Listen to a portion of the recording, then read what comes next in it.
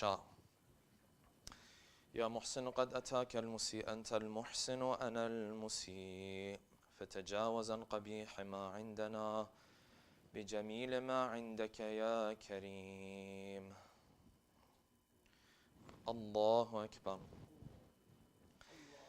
بسم الله الرحمن الرحيم. الحمد لله رب العالمين، الرحمن الرحيم، مالك يوم الدين، إياك نعبد وإياك نستعين، اهدنا الصراط المستقيم، صراط الذين أنعمت عليهم غير المغضوب عليهم ولا الضالين.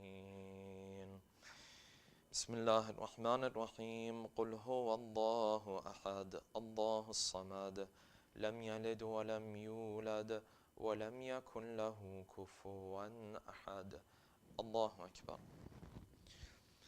سبحان ربي العظيم وبحمده، سمع الله لمن حمده. الله أكبر. سبحان ربي الأعلى وبحمده. الله أكبر. الله أكبر. سبحان ربي الأعلى وبحمده. الله أكبر. بحول الله وقوته أقوم وأقعد.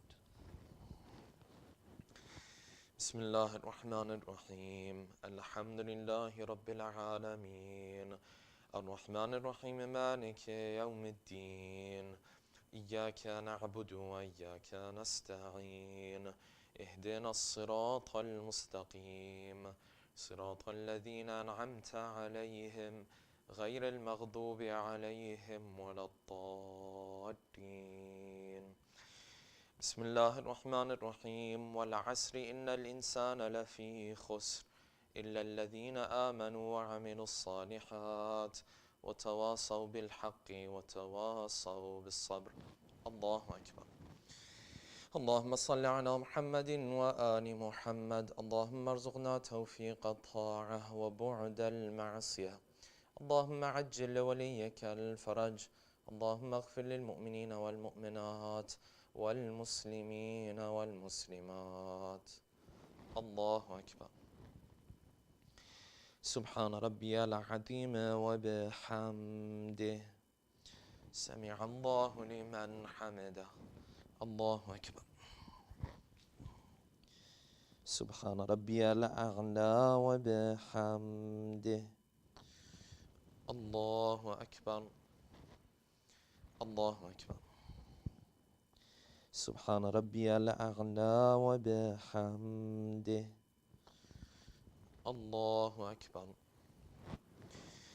أشهد أن لا إله إلا الله وحده لا شريك له، وأشهد أن محمدا عبده ورسوله.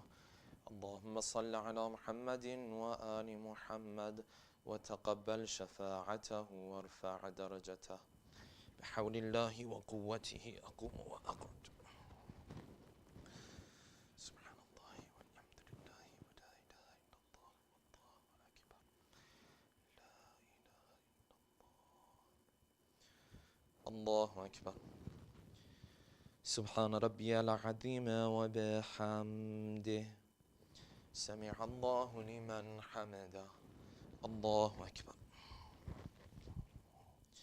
سبحان ربي الأعلى وبحمده. الله أكبر. الله أكبر. سبحان ربي الأعلى وبحمده. الله أكبر. بحول الله وقوته أقوم وأقعد. سبحان الله والحمد لله ولا إله إلا الله والله أكبر. لا إله إلا الله، استغفر الله ربي وأتوب إليه. الله أكبر. سبحان ربي العظيم وبحمده، سمع الله لمن حمده. الله أكبر. سبحان ربي الأعلى وبحمده. الله أكبر الله أكبر. سبحان ربي الأعلى وبحمده. يا لطيف ارحم عبدك الضعيف. الله أكبر. بسم الله وبالله الحمد لله. أشهد أن لا إله إلا الله وحده لا شريك له، وأشهد أن محمدا عبده ورسوله. اللهم صل على محمد وآل محمد. السلام عليك أيها النبي ورحمة الله وبركاته. السلام علينا وعلى عباد الله الصالحين. السلام عليكم ورحمة الله وبركاته. الله أكبر الله أكبر الله أكبر. شكرا لله شكرا لله شكرا لله. اللهم صل على محمد وآل محمد. اللهم صل على محمد وآل محمد. اللهم صل على محمد وآل محمد. لا إله إلا الله لا إله إلا الله لا إله إلا الله.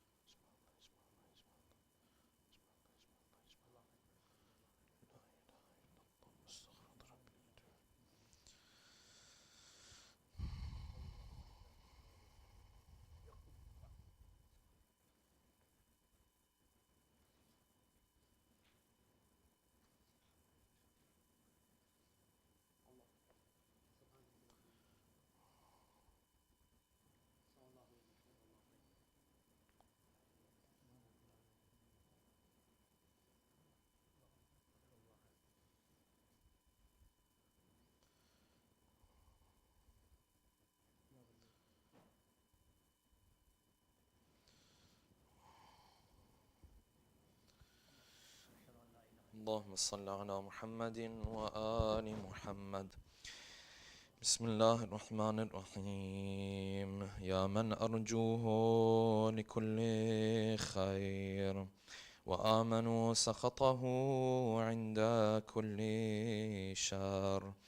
يا من يعطي الكثير بالقليل، يا من يعطي من سأله، يا من يعطي من لم يسأله ومن لم يعرفه، تحننا منه ورحمة. أعطني بمسألته إياك جميع خير الدنيا وجميع خير الآخرة، واصرف عني بمسألته إياك جميع شر الدنيا والشر الآخرة، فإنه غير منقوص ما أعطيت، وزدني من فضلك يا كريم يا ذا الجلال والإكرام، يا ذا النعماء والجود، يا ذا المن والطول.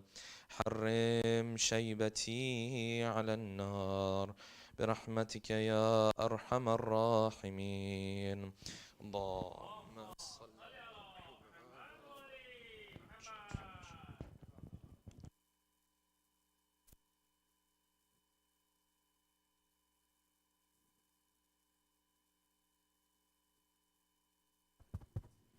Inshallah, ziyarat will be recited after the program, and we will begin the program shortly. Please recite aloud salawat. Allahumma salli ala Muhammad wa ali Muhammad.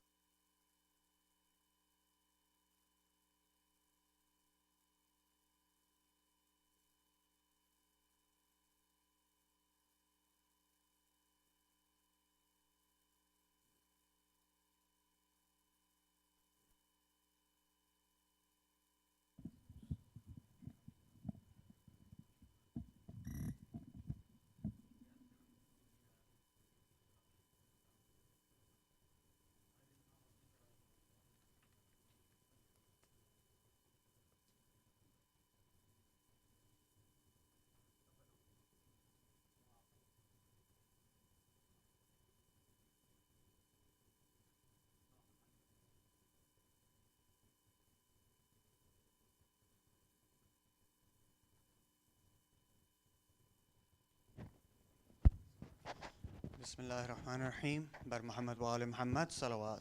Allahumma salli ala Muhammad wa ali Muhammad wa ajil farajahum. Let us begin tonight's program with the recitation of the Holy Quran.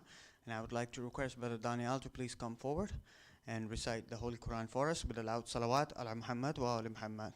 Allahumma salli ala Muhammad wa ali Muhammad wa ajil farajahum.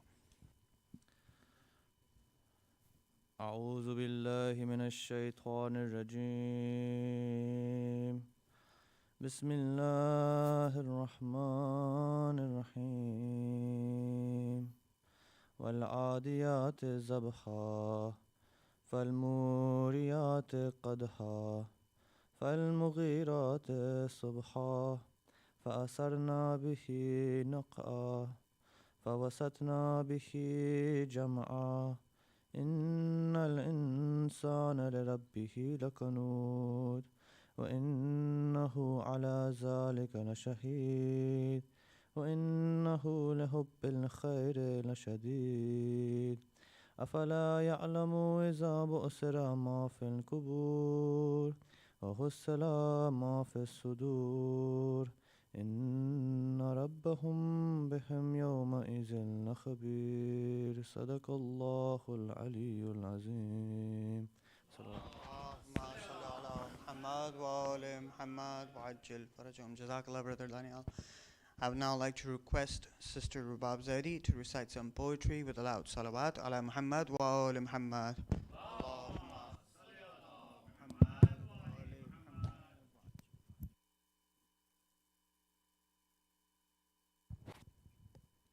Salam everyone. Rajab Mubarak. This poem is called The Wine of Certainty. The wounded heart of humankind awaits divinity's caress. The wounded heart of humankind awaits divinity's caress. In a world of endless chaos, the soul seeks a place of rest. So God unveils the moon of Rajab and invites man to come inside, to taste the pleasures of the holy month he has claimed and sanctified. The heart of every lover soars toward the shining gates. In a world of peaks and valleys, this is the loftiest of fates. We come to this place of rest with only errors to our name, tired moths that seek renewal by the heat of an open flame. We have brought no riches with us, but the currency of tears. We have nothing to distinguish us but the burden of our fears. We clamor at the gate and knock against the final door, like waves crashing on the threshold of an illuminated shore. We are somehow granted entry, and we raise our empty cups. The only sustenance we seek is the wine of Allah's love. And laughingly he tells us, you didn't even need to knock. It would not befit the giver to hide his love behind a lock. My embrace awaits your presence with no barrier in between. Let me cleanse your aching heart until its inner chambers gleam. Now release your many sorrows and set down your heavy shame. Let go of all possessions but the sweetness of my name. Return to me in Rajab and I will grant you what you need, the way the rain endows each flower and nurtures every seed. There are no shadows left to fear. My love is vaster than the sun. Every moment that brought you here was an invitation from the One. Every hardship, every test was penned by my loving hand. Every turn of destiny contains my kindnesses to man. I sought you before you sought me. You are an outlet for my grace. So wouldn't it please your tired eyes to look upon my face? Now the lover's cups are full, as his beauty fills our sights. Our every dream and aspiration is flooded with his light. It's as if our joyous hearts have never tasted pain, so acutely does he fill us until only he remains. But we are his weak insan, we'll forget about this soon. This ecstasy will leave us with the waning of the moon. But our Lord created us, he knows how quickly we forget, and the sun of his compassion is like a light that never sets. So he gifts us supplications that are pathways back to him, like solitary places where we can always talk to him. And before we even speak, he listens so intently, waiting for the moment when he'll answer ever gently. His responses come as secrets that unveil their glory over time, for no request is ever wasted that is made to the divine. He knows our every need and how to quench our weary souls, how best to join the puzzle pieces that make each person whole. So take heart, beloved soul, for our fate is in God's hands, whose mercy exceeds the reach of the consciousness of man. All he asks from you and me as we wait for his decree is to place our deepest trust in his generosity. And he rewards us for our patience, for our calm serenity, by granting us the drink of Rajab, the wine of certainty. Salawat.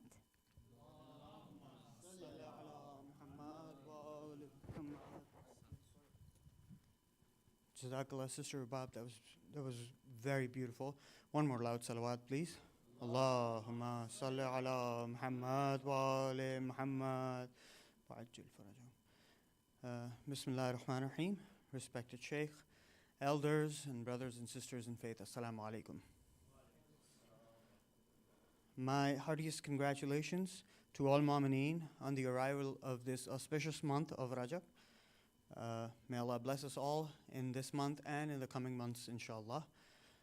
Before I request the Shaykh to ascend the minbar, I would like to request everybody to please recite a Surah Fatiha for the marhumeen of tonight's program sponsors. Let us please include all our marhumeen and the marhumeen of the Ummah. Bismillah ar-Rahman ar-Rahim. Alhamdulillah.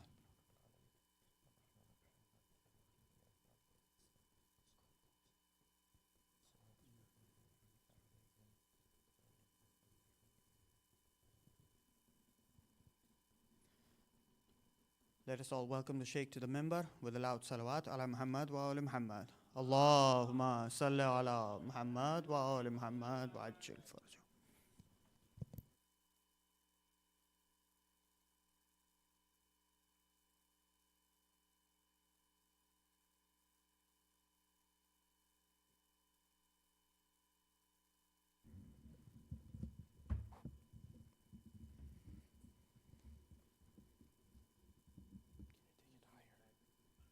It's fine. Just take it higher. Muhammad wa ali Muhammad salawat. Allahumma salli ala Muhammad wa ala Muhammad. Just the angle. Yeah. Or should I just pull it up?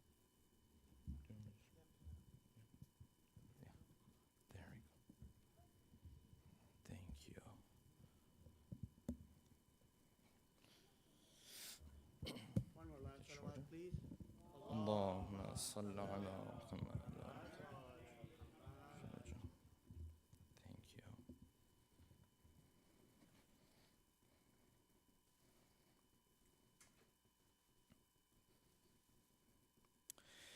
أعوذ بالله من الشيطان الرجيم بسم الله الرحمن الرحيم الحمد لله رب العالمين والصلاة والسلام على سيدنا ونبينا أبي القاسم المصطفى محمد اللهم صل على محمد وآل محمد وعلى أهل بيته الطيبين الطاهرين واللعنة الدائمة على أعدائهم أجمعين من الآن إلى قيام يوم الدين. For the love of our beloved Prophet and his beloved progeny, please recite a second loud salawat. Allahumma salli ala Muhammad wa ala Muhammad wa ajil farajah. For the hastening in the return of our beloved 12th Imam, a third final loud salawat. Allahumma salli ala Muhammad wa ala Muhammad wa ajil farajah. First and foremost, congratulations on the coming of the month of Rajab. This month is a special month. And of course, it's not the main topic that we'll be discussing tonight. But just to touch on it, the number of narrations that we have about the significance of this month, how it is a preparation for us to get closer to the month of Ramadan, I don't think it's hidden on any of us. So this is just a reminder for someone like myself to, inshallah, start this preparation so that, inshallah, by Ramadan I can benefit the most. And the best way to prepare, inshallah, is to look into my life and see what are those areas where I am disobeying Allah subhanahu wa ta'ala. I am sinning, and to start to slowly remove and eradicate those habits from my life, inshallah. This is the greatest step I can take towards Allah subhanahu wa ta'ala. Yes, there are different a'mal. Yes, there are different acts of worship. Yes, there's du'as, there's prayers, all of things of this nature. Many, many of them you will come across during these months. All of these are preparation to give you the spiritual strength to detach yourself from the dunya. And detaching yourself from the dunya in the greatest sense, in the greatest form, is to walk away from sin. There's no greater form of detaching oneself from the dunya than to say no to something or a part of the dunya that Allah subhanahu wa ta'ala has declared forbidden for you. Yes, so this is the most important thing for all of us to remember. Now, on a night like this that we are gathering to commemorate the birth of these three Imams, of course, tonight is not the night of the birth, but we are during these times the birth of these three Imams. That is Imam al-Hadi, Imam al-Baqir, and Imam al-Jawad. Recite a salawat, please. Allahumma salli ala Muhammad wa ala Muhammad wa ajil faraj. So what I thought about was, let me just take a couple of narrations from each of these three Imams. We will go through them, inshallah, and hear their words of wisdom, what they have to teach us. So I went through a number of narrations, and I sort of tried to choose a couple of them from each Imam that we feel like we can benefit the most from. I will begin, inshallah, with Imam al-Hadi, and then the fifth Imam, and then moving on to Imam al-Jawad, our ninth Imam. Another salawat, please. Allahumma salli ala Muhammad wa ala Muhammad. Okay, so this narration is essentially going to ask you, who are you going to end up disobeying or disappointing in life? The narration is going to talk about a situation that every human being is going to be placed in. And in this situation, you're going to end up disappointing somebody. There's no option where you don't disappoint anybody. That's not an option on the table. You're going to disappoint people. The only question is, who are you going to end up disappointing? Are you going to end up disappointing the creator, or are you going to end up disappointing the created? That's the only question. Because Allah subhanahu wa ta'ala is going to place you in situations where Allah subhanahu wa ta'ala tells you to go right. People are expecting you and demanding of you to go left. So in this process, you're going to end up making somebody upset. Someone's going to be disappointed with you. The only question is, which one has more pros or cons to disappoint or not to disappoint? That's the only question here. Otherwise, there's going to be disappointment involved in it. So take a look at this narration. The Imam says, "Man ata' al-khaliq," the one who obeys his creator, lam yubali sakhat al-makhluqin. He doesn't have to care so much about, he doesn't have to worry so much about disappointing the servants of God. The one who keeps his creator happy, he doesn't have to worry about what? The disappointment of the creatures of that creator, meaning the other servants of Allah subhanahu wa ta'ala. Okay, what's the flip side? وَمَنْ أَسْخَتَ الْخَالِقِ. Or if someone decides to go the other way around. This one, he disappointed people, he didn't disobey Allah subhanahu wa ta'ala. He didn't disappoint Allah subhanahu wa ta'ala. Okay, the Imam is saying this one's a better option. You don't disappoint him, and the disappointment of the people you don't have to worry about too much. This is the Imam saying. But there's another option too. The other option is what? وَمَنْ أَسْخَتَ الْخَالِقِ. The one who disappoints the Creator. وَمَنْ أَسْخَتَ الْخَالِقِ فَلْيَيْقَنْ. So let him know. أَنْ يَحِلَّ بِهِ سَخَةُ الْمَخْلُقِينَ. So let him know that the one who disappoints the Creator, definitely, فَلْيَيْقَنْ, let him be sure, no doubt, there's going to come a time where people are also going to be disappointed with him. So this guy, he came to disappoint God so that he doesn't disappoint the people. The Imam is saying if you go down that route, you're going to lose on both sides. You're going to end up in a situation where people are still going to be disappointed with you. Still people are going to look at you and say, you know what? You didn't do enough. And you're like, but I did this for you. I sold my akhirah for you. For this relationship I had with you, for example, the friendship we had together, yeah? We were colleagues, we knew each other, whatever the case might be. And this guy's still looking at you and said, well, you didn't do enough. So the Imam is saying if you go down that route, you're going to end up in a position where you disappointed him. That's already done. But even the people that you were trying to make happy, they're still not going to be happy with you. So the Imam is saying, don't take this route. Because this one, you lose on both sides. At least the first one, as long as you have your relationship with him, even if the people are disappointed with you, doesn't have to bother you so much. Lam yubale. Lam yubale means the one who doesn't care. So the narration is saying you're going to disappoint human beings at one point or another. The only thing is, if you don't disappoint Allah subhanahu wa ta'ala, you have that relationship. When you disappoint the people, you have something to fall back on. You have something to, rely on. But then if you disappointed him, you destroyed this relationship, there's nothing to fall back on. If you disappointed the people, but you kept the relationship with him, people come to you. They'll say, listen, you didn't do enough. I'm not happy with you. We had greater hopes for you. I thought you were going to make me proud. Make me proud in the sense of, you're going to come, we're going to commit this sin, and I'll be proud of you. I'll be happy of you. You're my friend. I expected you to do this. Yes? I wanted you to back me up in that situation. That's what I expected of you. Now you know you can't back this guy up because he's wrong. You know your cousin who's coming to you and saying, hey, you have to back me up on this. You know he's wrong. But that's his expectation. So Allah subhanahu wa ta'ala, if you don't disappoint him, even when you disappoint the cousin, then you can sit there and say, well, it's fine. If you want to turn away from me or whatever, at least I have someone to rely on.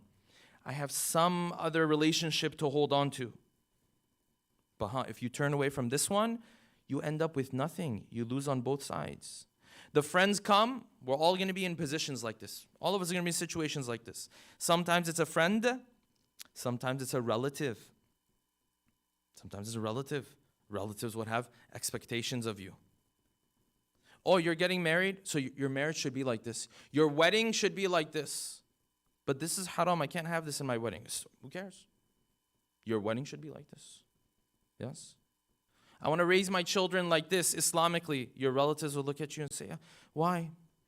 What is this? Why are you so backward? Why do you want to raise your children like this? It's the 21st century. Let them be risen up the way they're supposed to be raised in the 21st century. There's different situations. People are going to be disappointed with you. Sometimes it's a friend. Sometimes it's a relative. Sometimes, hopefully the parents aren't going to get upset with me. Hopefully. Sometimes even, this is rare, but sometimes even this happens. Sometimes even a parent might ask for something. That's not allowed. It's haram. And the Quran talks about this. It's rare, but sometimes it happens.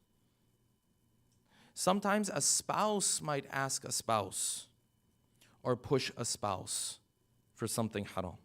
It's possible. And in all of these situations, the 10th Imam is saying, you have a choice in front of you. One of those choices, you lose on both sides. One of those choices, you lose only on one side. And then the one side you held on to, which was your relationship with God, is going to help you to not care so much about the side you lost on. Yes, it's going to help you so that you don't have mubalat. So you say, you know what, it's okay. People are not happy with me. That is fine. This is the narration I wanted to share from our beloved 10th Imam. Recite a salawat, please. Moving on to the narrations from the 5th Imam. This category of narrations we're going to go through, I'm going to call it the narrations that speak about who are the Shia. Now, this is a longer topic. Inshallah, we'll have a full lecture on this in the future. But I want to introduce just this topic because this narration of Imam al-Baqir is going to talk about this idea. If they came up to you and they said, who are the Shia? Who are the followers of Ahlul Bayt? How do you identify someone who believes in this school of thought? Typically, if you ask that question, people will say, well, when he's praying, he doesn't hold his hands up like this. If you come into the masjid, there's someone praying, and there's something in front of him. There's some turba in front of him, a piece of paper, whatever it is, yeah? He's the weird one out of all the other people. He's the one who's standing out. He's probably Shia. And he probably doesn't follow other schools of thought, yes? If you see someone, for example, he's raised his hands in a form of tawassul, probably he's Shia, probably.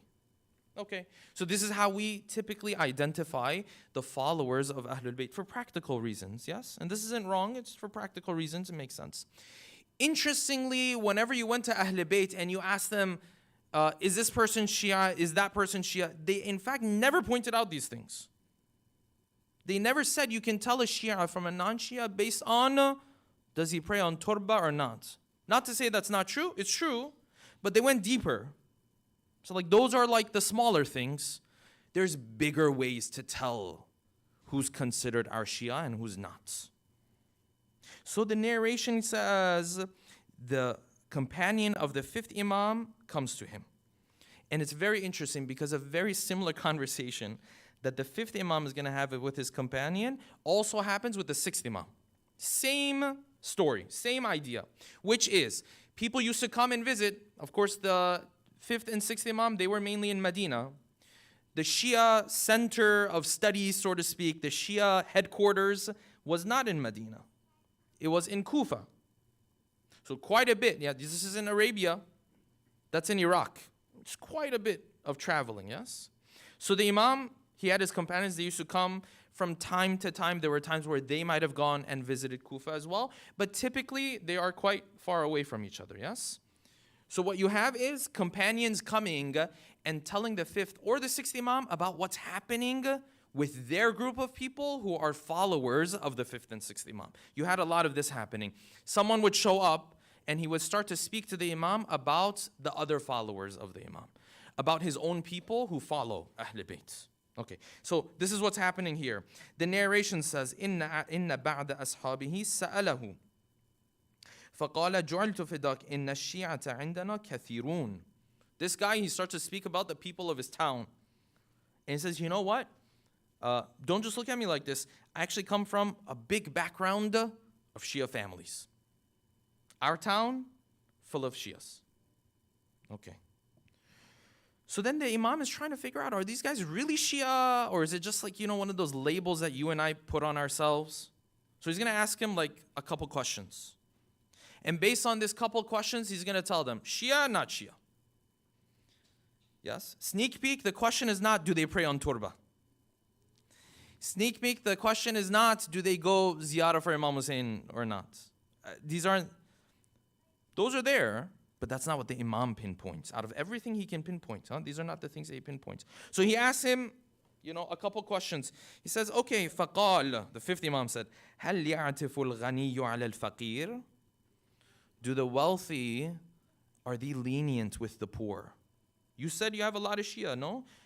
In this group, do the wealthy take care of the poor? وَيَتَجَاوَزُ الْمُحْسِنُ عَنِ الْمُسِيءِ. And the good guys, do they forgive the other ones who have shortcomings? Right? There's good people, yes? And then there are people who have shortcomings, yes? I have shortcomings.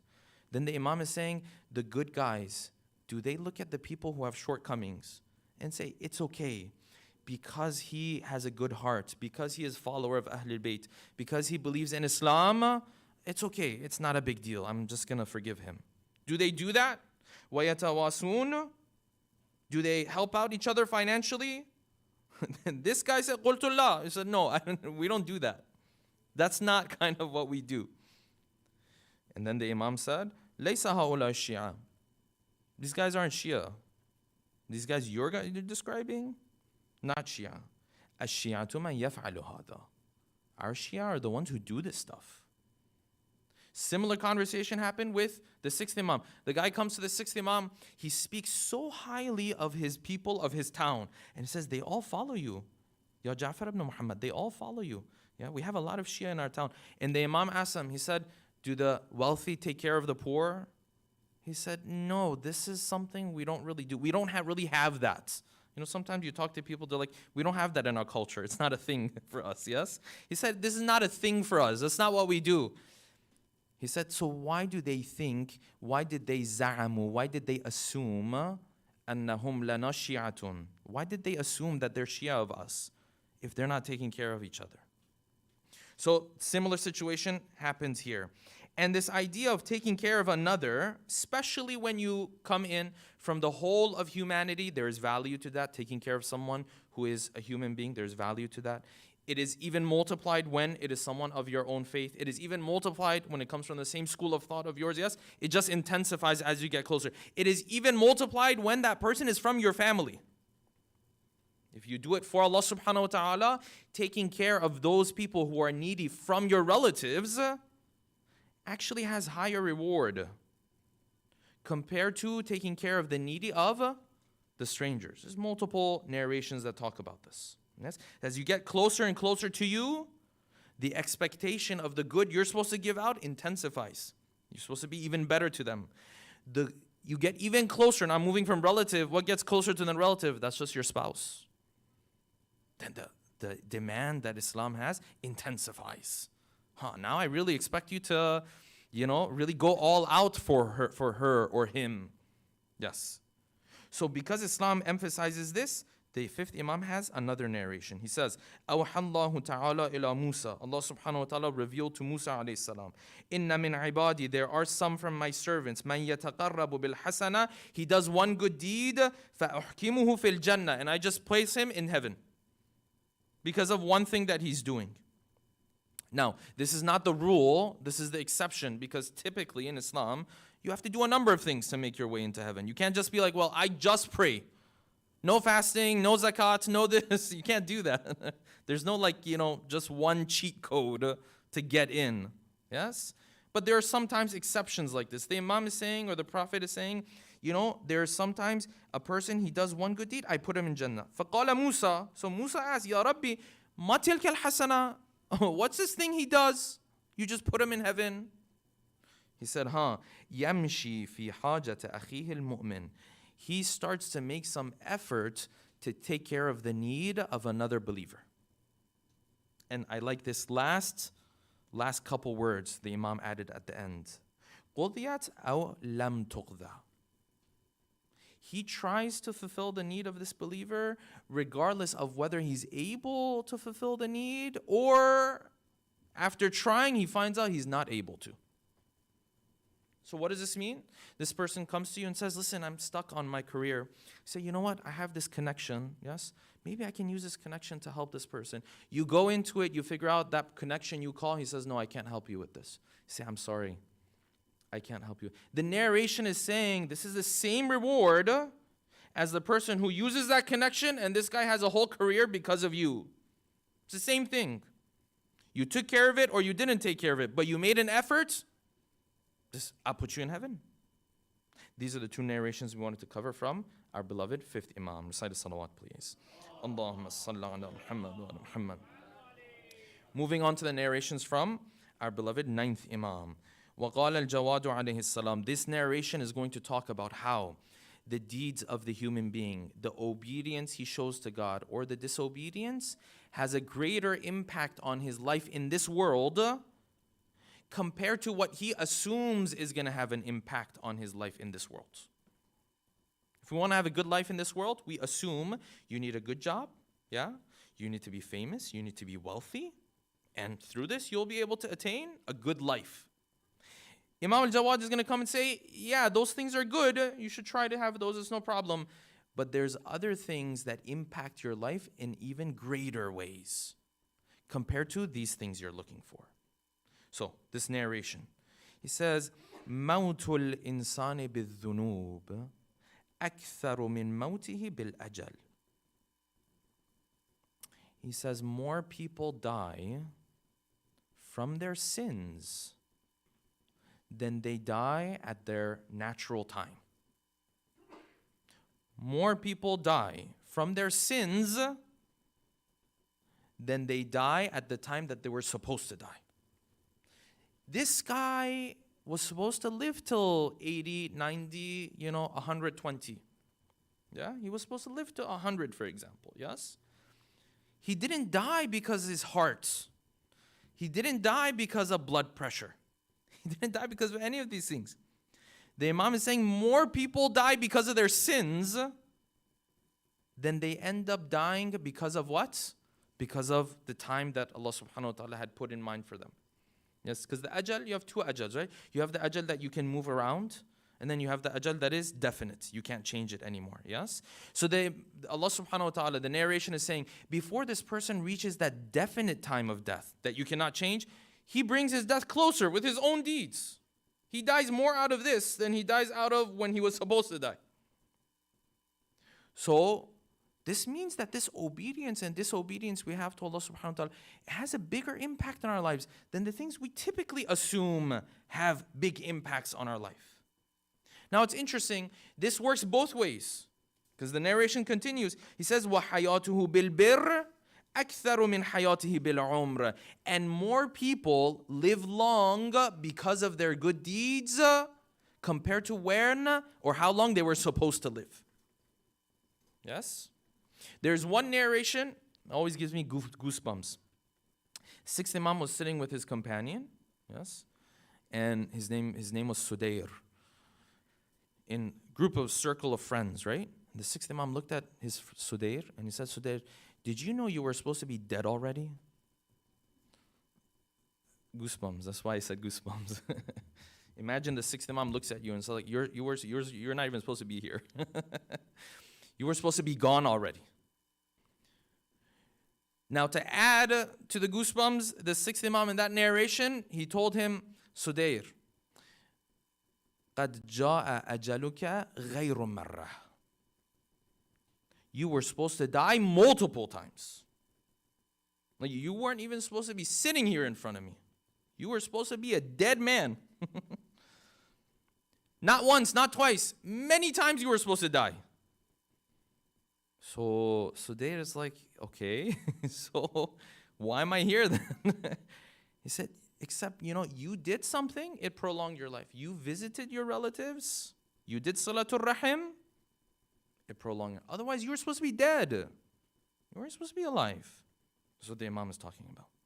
More people live long with their good deeds than they live based on the actual time that they were supposed to come or go. Oh, a lot of it has to do with your obedience. Okay, I am a person who commits sins. What can I do? I committed this sin. Maybe it shortens my life, longens my life, whatever the case may be. What do I do about it? The best way to go about it is istighfar. So the fifth Imam was asked by another companion. This companion says, I wrote a letter to the fifth Imam and I told him, علمني شيئا إذا أنا قلته كنت معكم في الدنيا والآخرة. Teach me something, some dhikr, something that if I were to say it, I will be with you in this world and the next world. So the Imam told him, فَكَتَبَ بِخَطِّهِ أَعْرِفُهُ. He wrote with the handwriting that I could recognize. The reason why these couple words are so critical in the narration is because during the time of the ninth Imam, the Imam wasn't really interacting with the Shia at that point. Yes, he was already in prison, already being monitored day and night. So their only way of communicating with each other was what? Through letters. But when letters come, you can't necessarily tell whose letter this is. So the narrations say that the Imam used to teach his companions his handwriting. So that when the letters came, they knew this is his handwriting. This is why he says he wrote with a handwriting, بِخَطِّهِ أَعْرِفُهُ. He wrote with a handwriting that I could tell.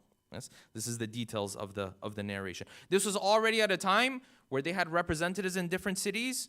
Yes, they would give out the wealth, they would spread things, they would answer people's questions. A lot of these questions wouldn't even come to the ninth Imam because he's already, yes, being persecuted. He's already being monitored 24/7. So he says, he wrote with handwriting that I could remember. أكثر, told him two things. أكثر من تلاوة إنا أنزلناه Yes, recite Surah Al-Qadr a lot. وَرَطِّبْ شَفَتَيْكَ بِالْإِسْتِغْفَارِ. And let istighfar constantly be on your lips. So I want to prolong my life. I commit sins, yes, but I want to how do I do it? Istighfar is the way to do that. And that brings us, inshallah, to the last narration that I want to share tonight. One more salawat, please. And this last one it's a semi-story, and it is about how to deal with loss. Now, loss is a very difficult concept to deal with. It's not easy. We experience it quite often, but typically we experience it in smaller things. We don't experience it in grand things, in big things. The Imam is teaching us this principle. It's easy to read the narration and the story. Applying it is difficult. Hopefully we work in that direction where we can apply it. The narration says, the companion of the 9th Imam, he says there was a caravan or a number of camels that belonged to the 9th Imam. And this caravan or camels, it contained within it, of course, merchandise that belonged to the 9th Imam. Now, knowing the life of the 9th Imam and knowing the situation that he was in, this essentially wasn't his personal wealth. This was wealth that essentially was gathered through people who were paying their financial dues to the Imam, and then he was going to disperse them again. This is essentially what's happening. Because the Imam doesn't really hold on to this type of wealth here or there. This is the khums or zakat that people were sending, and he was dispersing it. But as he was doing this, he was managing it from far away as well. So there is this caravan of camels with goods and merchandise. The narration says the merchandise was fabric. So the Imam is probably doing some business with this to grow this wealth. The narration says that the Imam, as he had instructed for these camels to be taken to a certain land to sell the merchandise, bring back the Prophet, so on and so forth, فَسُلَّ فِي الطَّرِيقِ. On their way, it got stolen. Yes, they robbed it. They took it. فَكَتَبَ إِلَيْهِ الَّذِي حَمَلَهُ. So they wrote a letter back to the Imam. يُعَرِّفُهُ الْخَبَرِ. They started to tell him, listen, this is what happened. The camels were here. Yes, they came and they stole them. The wealth is not there. Again, this is a really big deal because at that point, followers of the 9th, they're already under pressure. This is already time of Bani al-Abbas. Supervised, monitored, yes, persecuted, all of that kind of stuff. This wealth was their only way to support, yes, their followers at that time. That's kind of similar to the situation that Fadak had at the beginning of Khilafah, yes? This is the type of situation they're doing. This is actually a very big deal. It's not like he's just sitting on extra money and like they lose some of it. That's not how it was. This is critical wealth. But now it's lost, stolen. So they write the letter back to him. So here again, you find the narrator says, فَوَقَعَ بِخَطِّهِ. He wrote with his own handwriting. Again, the narrator is saying, he wrote with his own handwriting. So what did he write? The Imam wrote a couple lines. He teaches you and I how to deal with loss. فَوَقَعَ بِخَطِّهِ. He said, إِنَّ أَنفُسَنَا وَأَمْوَالُنَا مِنْ مَوَاهِبِ اللَّهِ الْهَنِيئَةِ وَعَوَارِيهِ الْمُسْتَوْدِعَةِ. He said, our lives and our wealth are gifts from God, and they are things that He has loaned to us. He's given them to us for a short amount of time, yes, so you can use them. They didn't even belong to you. It belongs to Him. For a little bit of time, He gave it to you. He gave it to us. The narration continues. He says, so He gave it to us so that we would benefit from it. But now sometimes because He wants to reward us, He takes it back. This is the same thing that happened to my camels, the Imam says. It was a blessing from God. It didn't belong to me to begin with. He gave it to me for a little bit of time, and now He's taking it back. And He took it back because He wants to reward us. Because it's difficult. We have to be patient. He wants to reward us. So the only thing we have to be careful of is to make sure our jaza' means you demonstrate your disappointment. Yes? Someone's mourning, crying, so on and so forth. He says we have to make sure our jaza' doesn't reach a point that it ruins our reward. We just have to be careful. Yes, you can You can be upset, and there's nothing wrong with that. Complain about it, there's nothing wrong with that, yes? But just to a point where you're at the end of the day, you say, Ya Allah, I'm okay with it. Because it's you, I'm okay with it, yes? Very difficult, very difficult. But deep down you say, you know what, I'm okay. I mean, it is what it is. He said, if you do this, then your reward is going to be there. But God forbid, your jaza is too much and it ruins your reward. In other words, you're being impatient with the whole situation. It ruins your reward. وَنَعُوذُ بِاللَّهِ مِنْ ذَلِكَ. And we seek refuge from Allah when it comes to this. Yes? The analogy, if you want to think about it, is this. I don't know if you've seen kids, yes, who they go to their friend's house. I'm wrapping up. They go to their friend's house. When they go to their friend's house, they have like 15, 20 minutes to play with the toys of the other kid in their house. Yes? Someone said yes. Clearly they've experienced this before, yes? You take your 3-year-old, 5-year-old, 7-year-old, you know, sometimes even older. They start to play with the toys of the other kid. It's not their house. It's not their toys. But God forbid if you want to tell them, now we have to go home. Yes? If it's like my son, all of a sudden you see in the pockets full of toys. These aren't your toys. Crying and screaming and yes. No, I really want these toys. You're like, Baba, these weren't even yours. Just for half an hour because we're guests. They were kind enough to let us play with them. Yeah? But the kid doesn't understand. And neither do we when it comes to Allah subhanahu wa ta'ala. And He tells us, Baba, I gave you this for a little bit of time, yes, to benefit from it and to have a good time with it. But then it's not yours. But it's difficult for us to understand. We ask Allah subhanahu wa ta'ala that we can learn from our beloved Imams, inshallah, particularly these 3 Imams that we are commemorating tonight. Imam al-Hadi, Imam al-Baqir, Imam al-Jawad, that we are amongst those who follow in their footsteps, inshallah. Let us take a moment before we end to recite Surah Al-Fatiha for all of your marhumin and marhumat, the marhumin of all of the families of the community, the tragic death that we recently had in the community, as well as other brothers and sisters in our community. Let us take a moment to recite Surah Al-Fatiha for all of them, especially the sponsors of tonight's program, with a loud salawat ala Muhammadin wa ali Muhammad. Allahumma salli ala Muhammad wa ala Muhammad. Bismillah ar-Rahman ar-Rahim.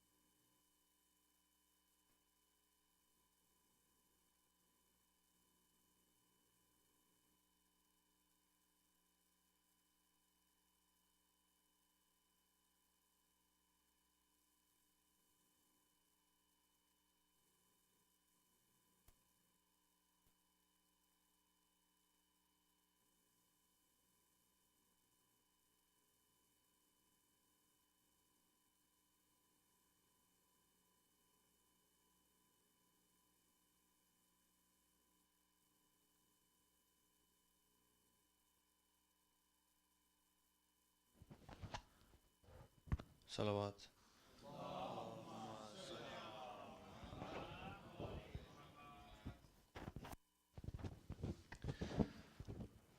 اللهم صل على محمد وآل محمد بسم الله الرحمن الرحيم. اللهم إني أسألك برحمتك التي وسعت كل شيء وبقوتك التي كحرت بها كل شيء وخزى لها كل شيء وذل لها كل شيء وبجبروتك التي غلبت بها كل شيء وبعزتك التي لا يقوم لها شيء وبعظمتك التي ملأت كل شيء وبسلطانك الذي على كل شيء وبوجهك الباقي بعد فناء كل شيء وبأسمائك التي ملأت أركان كل شيء وبعلمك الذي أحاط بكل شيء وبنور وجهك الذي أضاء له كل شيء يا نور يا قدوس يا نور يا قدوس يا نور يا قدوس يا أول الأولين ويا آخر الآخرين. اللهم اغفر لي الذنوب التي تحت كل اسم. اللهم اغفر لي الذنوب التي تنزل النكام. اللهم اغفر لي الذنوب التي تغير النعم. اللهم اغفر لي الذنوب التي تحبس الدعاء. اللهم اغفر لي الذنوب التي تنزل البلاء. اللهم اغفر لكل ذنب أذنبته وكل خطيئة أخطأتها. اللهم إني أتقرب إليك بذكرك وأستشفع بك إلى نفسك وأسألك بجودك أن تدنيني من قربك وأن توزعني شكرك وأن تلحمني ذكرك. اللهم إني أسألك سؤال خاضع متذلل خاشع أن تسامحني وترحمني وتجعلني بكسمك راضيا قانعا وفي جميع الأحوال متواضعا. اللهم واسألك سؤال من اشتدت فاقته وأنزل بك عند الشدائد حاجته وعزم فيما عندك رغبته. اللهم عزم سلطانك وعلى مكانك وخفي مكروك وزهر أمرك وغلب قهرك وجرت قدرتك ولا يمكن الفرار من حكومتك. اللهم لا أجد لذنوبي غافرا ولا لقبائه ساترا ولا لشيء من عملي القبيح بالحسن مبدلا غيرك. لا إله إلا أنت سبحانك وبحمدك ظلمت نفسي ظلمت نفسي ظلمت نفسي وتجرعت بجهلي وسكنت إلى قديم ذكرك لي ومنك علي. اللهم مولاي كم من قبيح سترت وكم من فاضح من البلاء أكلت وكم من إصار وكيت وكم من مكروه دفعت وكم من ثناء جميل لست أحلى له نشرتا.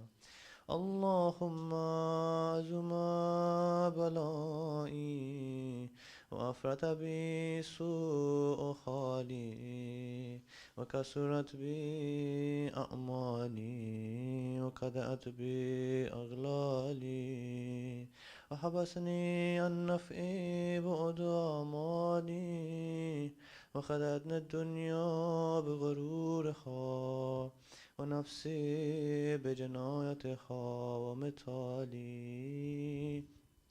يا سيدي فأسألك بعزتك أن لا يحجب عنك دعائي سوء أملي وفعالي ولا تفضحني بخفي ما اطلعت عليه من سري ولا تؤاجلني بالعقوبة على ما عملته في خلواتي من سوء فعلي وإساءتي ودوام تفريطي وجهالتي وكثرة شهواتي وغفلتي. وكن اللهم بعزتك لي في كل الأحوال رؤوفا وعلي في جميع الأمور أتوفا. إلهي وربي مني غيرك أسأله كشف ضري والنظر في أمري. إلهي ومولاي أجريت علي حكما اتبعت فيه هوى نفسي ولم أحترس فيه من تزيين عدوي فغرني بما أحوى وأسأله على ذلك انكزا فتجاوزت بما جرى علي من ذلك بعض حدودك وخالفت بعض أوامرك فلك الحمد علي في جميع ذلك ولا حجة لي فيما جرى علي فيه قضاؤك وألزمني حكمك وبلاؤك. وقد أتيتك يا إلهي بعد تقصيري وإسرافي على نفسي معتذرا نادما منكسرا مستكيلا مستغفرا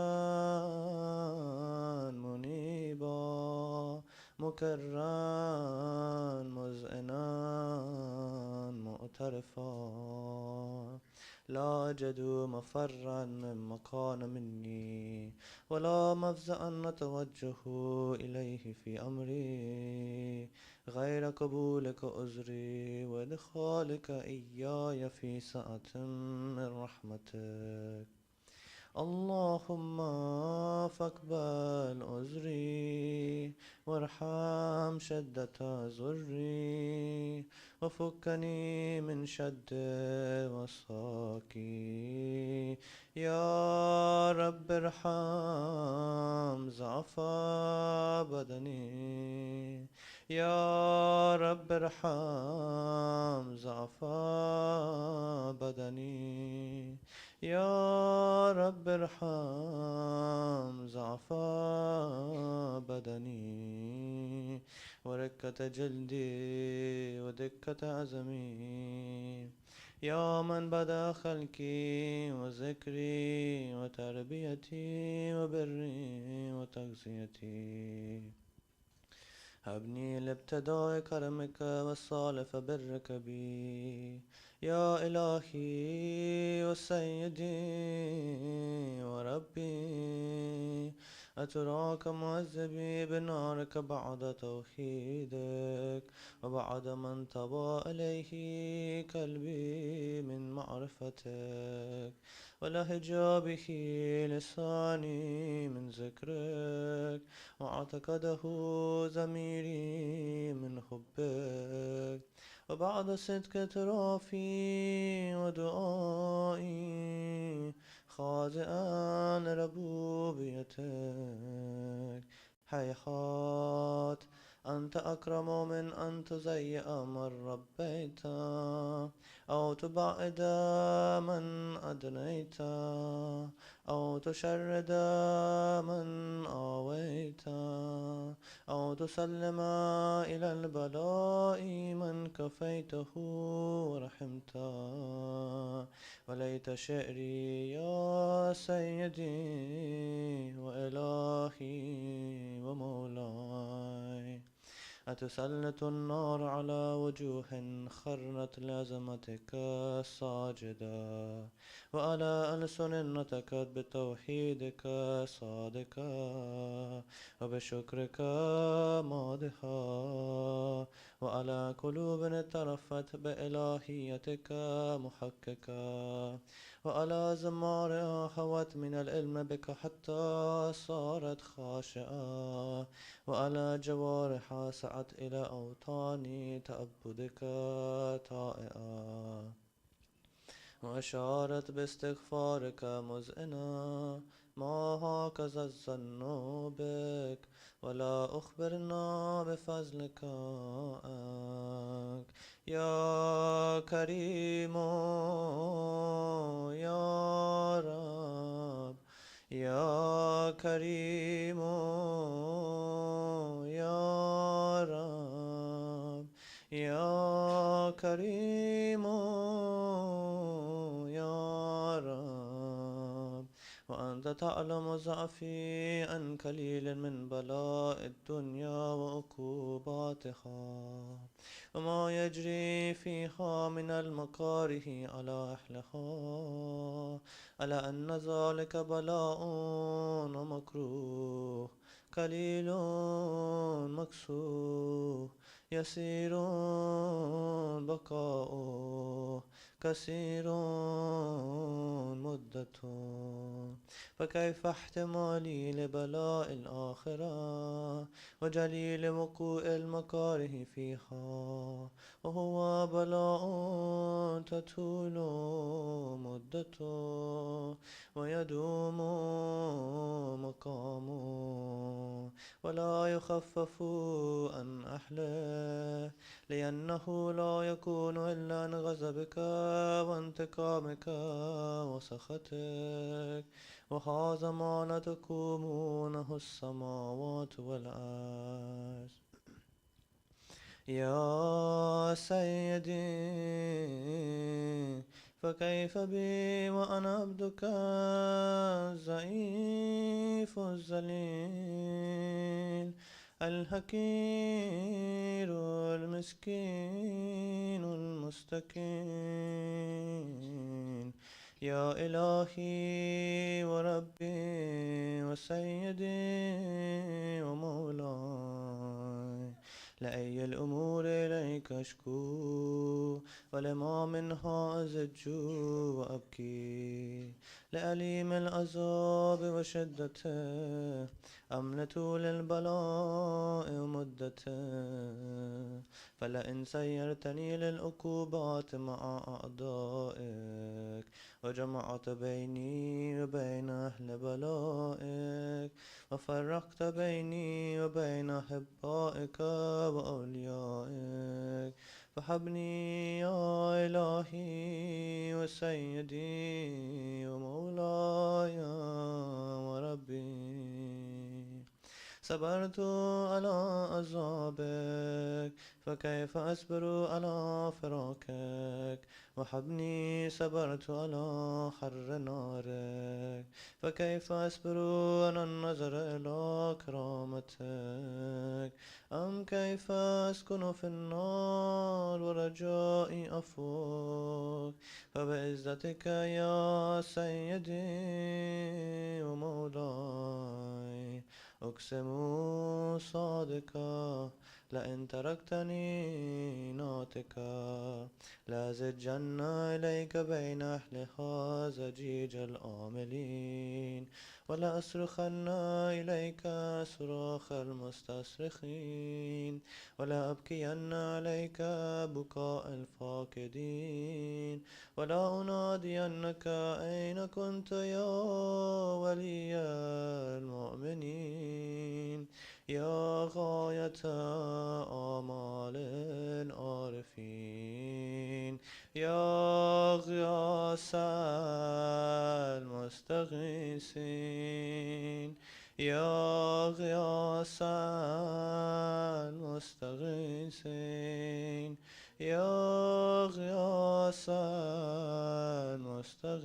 المستغيثين يا حبيب قلوب الصادقين ويا إله العالمين أفتراك سبحانك يا إلهي وبحمدك تسمع فيها صوت عبد مسلم سجن فيها بمخالفته وذاق طعم عذابها بمعصيته وحبس بين أطباقها بجرمه وجريرته وهو يزج إليك زجيج مؤمل رحمتك ويناديك بلسان أهل توحيدك ويتوسل إليك بربوبيتك يا مولاي فكيف يبقى في العذاب وهو يرجو ما سلف من حلمه أم كيف تؤلمه النار وهو يأمل فضلك ورحمتك أم كيف يحرقه لهيبها وأنت تسمع صوته وترى مكانه أم كيف يشتمل عليه زفيرها وأنت تعلم ضعفا أم كيف يتكلكل بين أطباقها وأنت تعلم صدقا أم كيف تشجره زبانيتها وهو يناديك يا ربا أم كيف يرجو فضلك في إتكه منها فتتركه فيها هيهات ما ذلك الظن بك ولا المعروف من فضلك ولا مشبه لما عملت به الموحدين من برك وإحسانك فباليقين أقطع لولا ما حكمت به من تعذيب جاحديك وكزيت به من إخلاد معانديك لجعلت النار كلها بردا وسلاما وما كان لأحد فيها مكرا ولا مقاما لكنك تقدست أسماؤك أقسمت أن تملأها من الكافرين من الجنة والناس أجمعين وأن تخلد فيها المعاندين وأن تجل ثناؤك قلت مبتدئا وتطولت بالإنعام متكرما أفمن كان مؤمنا كمن كان فاسقا لا يستوون إلهي وسيدي فأسألك بالقدرة التي قدرتها وبالكزية التي ختمتها وحكمتها وغلبت من عليه أجريتها أن تهب لي في هذه الليلة وفي هذه الساعة كل جرم أجرمت وكل ذنب أذنبت وكل قبيح أسررت وكل جهل أملت كتمته أو أعلنت أخفيته أو أظهرت وكل سيئة أمرت بإثباتها الكرام الكاتبين الذين وكلتهم بحفظ ما يكون مني وجعلتهم شهودا علي مع جوارحي وكنت أنت الرقيب علي من ورائهم والشاهد لما خفي عنهم وبرحمتك أخفيت وبفضلك سترت وأن توفر حظي من كل خير أنزلت أو إحسان فضلت أو بر نشرت أو رزق بسطت أو ذنب تغفر أو خطأ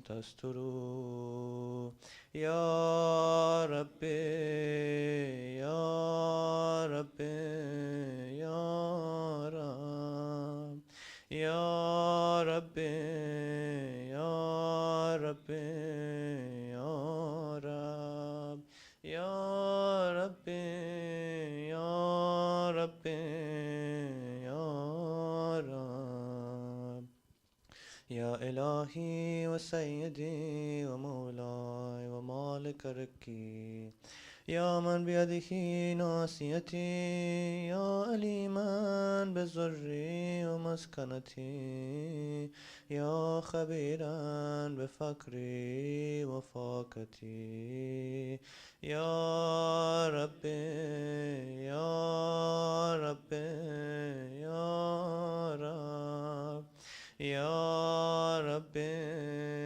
يا ربي يا رب يا ربي يا ربي يا رب أسألك بحقك وقدسك وعظم صفاتك وأسمائك أن تجعل أوقاتي في الليل والنهار بذكرك مأمورا وبخدمتك موصولا وأعمالي عندك مقبولا حتى تكون أعمالي وأورادي كلها وردا واحدا وحالي في خدمتك سرمدا يا سيدي يا من عليه مؤولي يا من إليه شكوت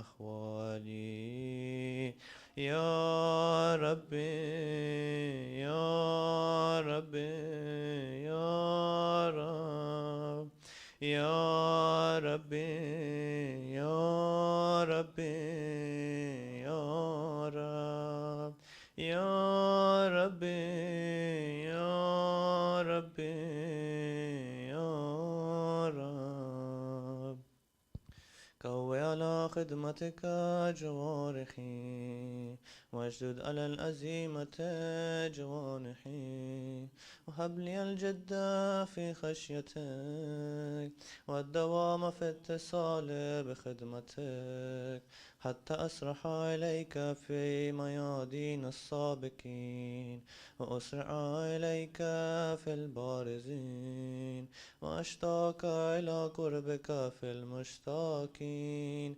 وأدنو منك دنو المخلصين وأخافك مخافة الموقنين واجتمع في جوارك مع المؤمنين اللهم ومن أرادني بسوء فارده ومن كادني فكده واجعلني من أحسن عبيدك نصيبا عندك وأقربهم منزلة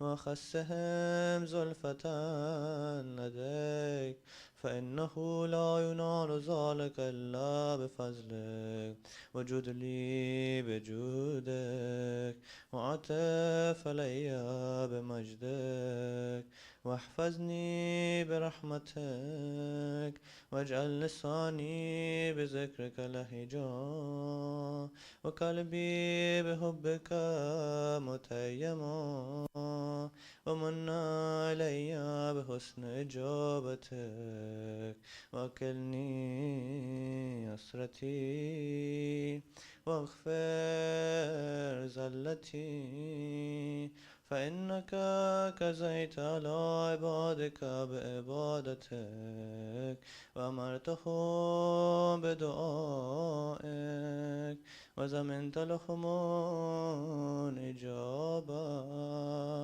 فإليك يا ربي نصبت وجهي وإليك يا ربي مددت يدي فبعزتك استجب لي دعائي وبلغني مناي ولا تقطع من فضلك رجائي واكفني شر الجن والإنس من أعدائي يا سريع الرضا يا سريع الرضا يا سريع الرضا اغفر لمن لا يملك إلا الدعاء فإنك فعال لما تشاء يا من اسمه دواء وذكره شفاء وطاعته غنى ارحم من رأس ماله الرجاء وصلاحه البقاء يا سابغ النعم يا دافع النكم يا نور المستوحشين في الظلام يا عالما لا يؤلم صل على محمد وآل محمد وافعل بما أنت أهله وصلى الله على رسوله والأئمة الميامين من آله وسلم تسليما كثيرا كثيرا.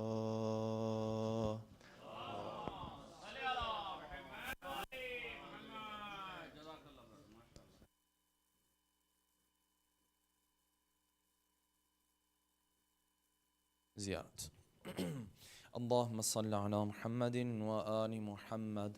السلام عليك يا رسول الله، السلام عليك يا حبيب الله، السلام عليك يا أمير المؤمنين علي بن أبي طالب، السلام عليك يا فاطمة الزهراء سيدة نساء العالمين، السلام عليك يا حسن المجتبى، السلام عليك يا أبا عبد الله الحسين، السلام على 9 المعصومين من ذرية الحسين، السلام عليك يا صاحب العصر والزمان، السلام عليك يا خليفة الرحمن، السلام عليك يا إمام الإنس والجان ورحمة الله وبركاته، السلام عليكم يا أهل بيت النبوة جميعا ورحمة الله وبركاته.